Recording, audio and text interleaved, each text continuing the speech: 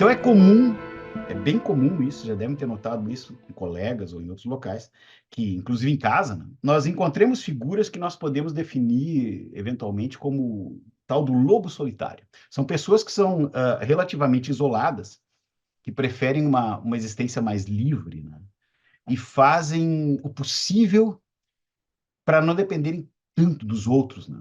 Tem uma vida mais autônoma. Mas são, em outras palavras, transgressores, se opõem à estrutura.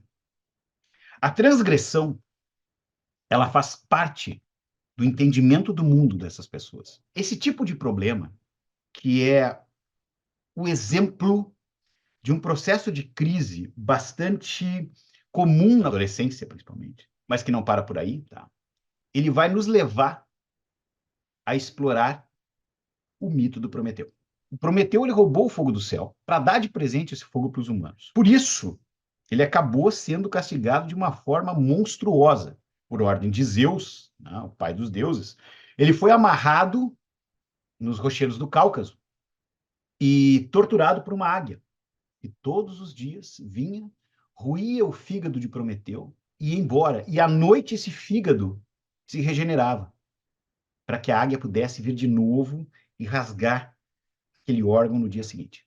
É um martírio monstruoso e intermitente, porque o Prometeu faz algo proibido, tá?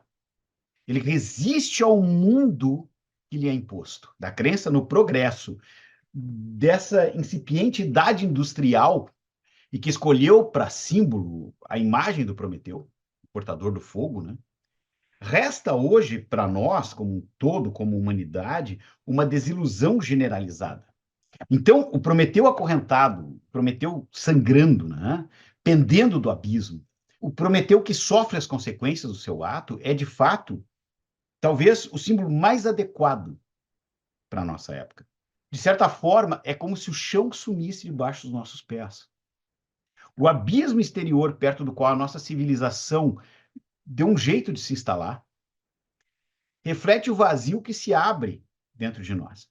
A história, ela começa num período que a gente chama de Idade do Ouro, quando os deuses, os homens e os animais viviam em harmonia, eles conviviam de forma pacífica e eram iguais.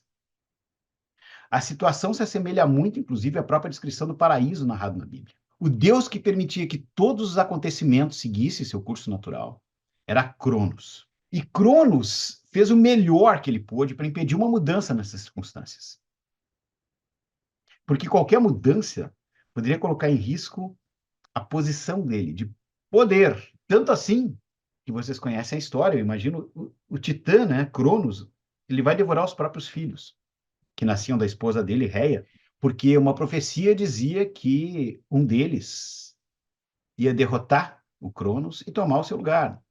Então, só com grande astúcia, né, por assim dizer, e de forma planejada, inclusive, a mãe dele, né, a deusa Reia, ela consegue ocultar e salvar um dos filhos, justamente Zeus, a quem depois ela vai estimular para que, de fato, mate, elimine o próprio pai Cronos e tome o lugar dele.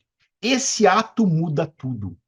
O mito de Prometeu, para começo de conversa, tem muitas coisas importantes envolvidas em camadas. Como acontece de forma recorrente, também com os nossos sonhos, né? Sempre existe mais um conteúdo no mito do que nós podemos concluir.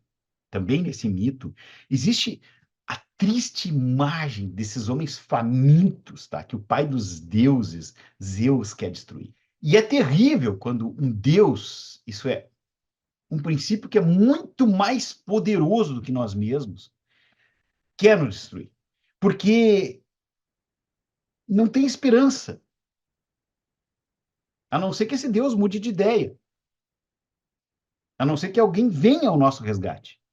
Alguém tão poderoso quanto esse Deus. Cria-se uma crise atrás da outra para que a sociedade funcione, explorando, massacrando as pessoas, massacrando os indivíduos, impedindo, inclusive, que se tenha tempo para se ter paz.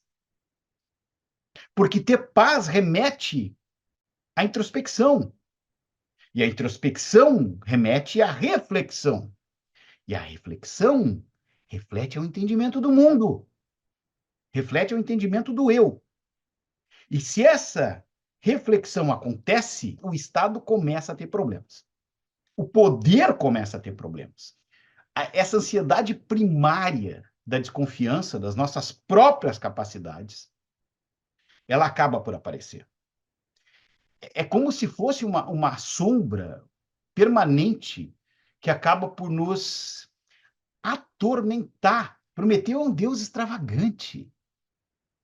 Prometeu, ele primeiro se alia aos homens para depois se tornar um ladrão dos deuses. E, inclusive, um ladrão meio incompetente, né? Um Deus que toma o partido dos seres humanos, servindo como uma espécie de intermediário, né? Que ludibria, que age e que acaba sofrendo por isso. Será que, e aqui eu cito o filósofo alemão Ernst Bloch, a verdadeira culpa não consiste no fato de o homem querer ser igual a Deus?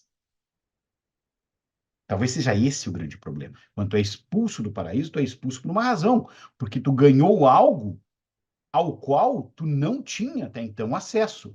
Quando o indivíduo ele consegue abandonar esses sentimentos de culpa e se livrar tanto das sugestões alheias, né, como das próprias, que são as mais perigosas, distorcidas principalmente, né, quando ele consegue lidar com essa vergonha, ele atinge o ponto no qual, então, essa mudança, essa transformação pode acontecer. Nós temos que nos lembrar do Sócrates, que dizia que a tecnia, a técnica, né, era fundamentalmente um modo de buscar o conhecimento necessário para viver uma vida feliz e virtuosa.